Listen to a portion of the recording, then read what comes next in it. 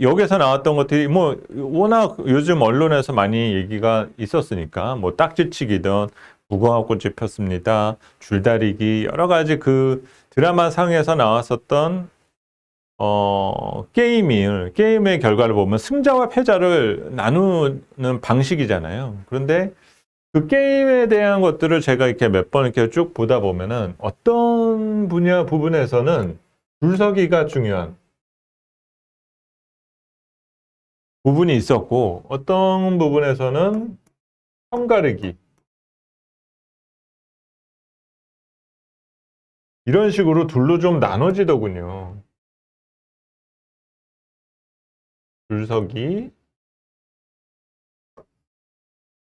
편가르기로 좀 나눠지던 것 같습니다. 그러면 이 둘의 차이를 왜 제가 지적을 하려고 하냐면은 편가르기라는 거는 정말 말 그대로 뭐 힘이 센 자와 약한 자 아니면 기술이 좋은 자와 그렇지 않은 사람 이런 선택에 의해서 뭔가를 그 승자의 패자가 정확하게 구분이 되는 거고 이 편가르기 과정에서 우리가 고민할 수 있는 거는 선택이라는 키워드를 한번 좀 뽑아볼 수 있을 것 같아요. 그리고 사실 줄서기 관련된 거는 누구도 우리가 예측하기 어려운 부분 등이 있거든요. 그래서 거기에서도 이제 그 뽑기에 대한 것들, 도형을 무엇으로 고를 것이냐라는 것들이 일종의 줄서기의 일부가 될 수가 있는 걸 텐데, 사실 줄서기의 일부라는 부분은 똑같이 선택에 해당되는 측면 등은 있지만, 이 상태에서는 본인이,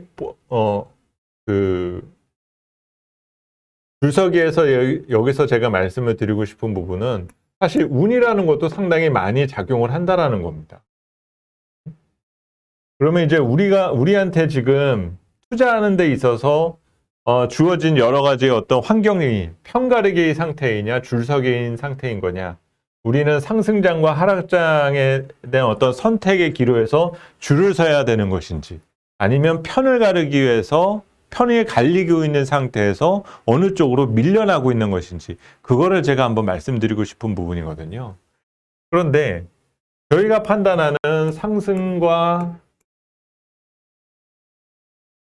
하락이라는 두 가지에 대한 줄서기에 대해서 우리가 지금 선택의 기로에 서 있다라는 측면보다는 저희가 지금 평가하는 현재 시장의 상황은 조금 편가르기 쪽에 조금 더 가깝다라는 거죠.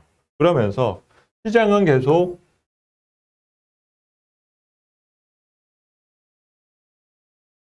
미국이나 아니면 선진국에 대해서만 선호하는 그런,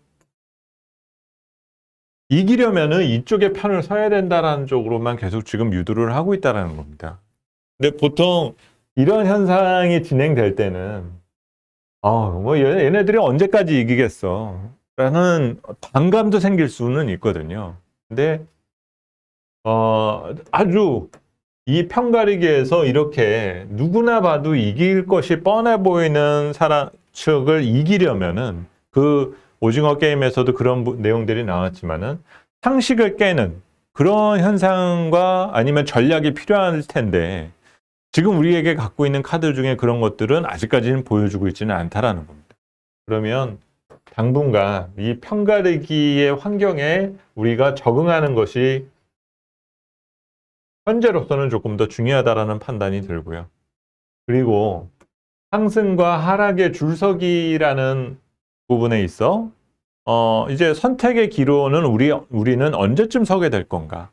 이 내용도 이제 우리가 언젠가는 고민해 봐야 될 부분이 되겠죠. 그게 결국 올 남은 이제 2달 동안의 상황과 해를 넘겨가면서, 그리고 이런 편가르기에 대한 쏠림이 완화되는 시기가 나타나게 됐을 때, 그때가 이제 우리로서는 조금 변화의 시기로 우리가 좀 봐야 될 부분이 되지 않을까라고 보여집니다. 근데 지금은 뚜렷한 신호가 전혀 나와 있지 않은 상태에서는 우리는 그냥 조금 더 힘을 조금 뺀 상태에서 당분간은 너무 그 흐름에 저항하려는 것보다는 좀 떠밀려 다니는 것에 좀 익숙해져야 된다는 점입니다. 그래서 시장 상황이라든지 이런 시장관을 유지하는 데 있어서 11월을 시작하면서는 이런 관점에서 조금 접근을 하는 부분이 필요하지 않을까라는 생각이 들어서 조금 추상적인 의미이긴 합니다만은 이 내용을 가지고 오늘